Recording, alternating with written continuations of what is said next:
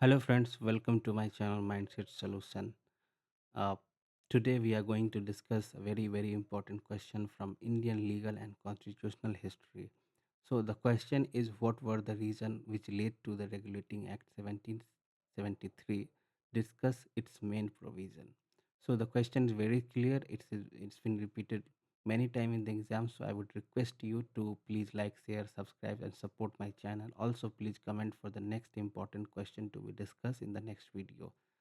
So we are going to the answer. We are going. So answer is the Regulating Act of 1773 was introduced because of the East India Company was plagued by the mismanagement, corruption, and on the verge of bankruptcy, and the British government needed to establish control over the company affairs to protect its interest in India.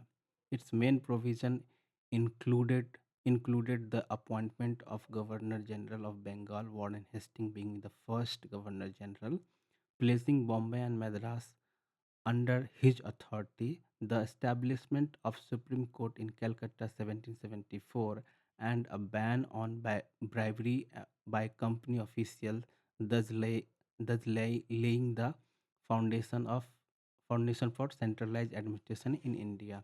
In short, we can say the Regulating Act of 1773 is a landmark in Indian constitutional history. It was the first time the British Parliament attempted to control the affairs of the East India Company in India. So we are going moving to the next slide. Next slide we will discuss the reasons for the act, why was it introduced. So mismanagement, the first point is mismanagement and bankruptcy in the in the in the company. So in the 70s, 1770s, 70s, the East India Company was in dire financial straits and on the verge of bankruptcy, even requesting a loan from the British government. So as earlier I have discussed that there were lots of financial crisis and bankruptcy just because of the East India Company official. They are taking bribes and gifts from the locals. So British India Company, even the bankruptcy was in high position. That's why the company requested a loan from the British government. That's why this amendments came. So the second point is the administrative chaos. Company officials were engaged in private trade and bribery, leading to whispered corruption and administration chaos.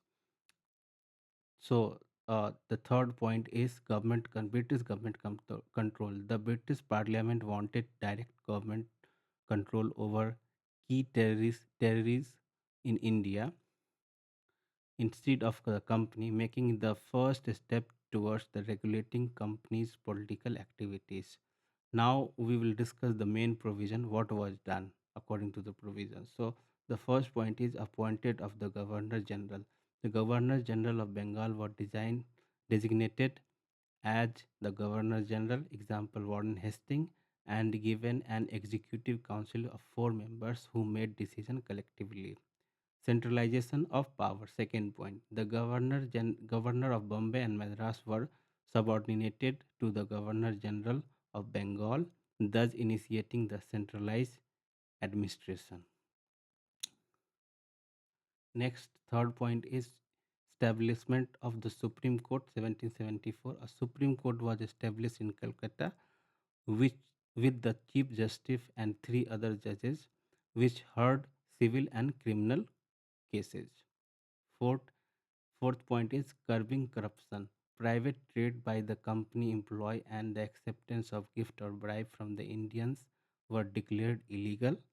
That's why now they cannot take bribes and gifts, and you know uh, they cannot even trade privately.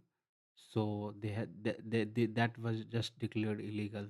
The fifth point and last is the court directors, yani the company's board directors were required to report to the British government on revenue, civil and military matters.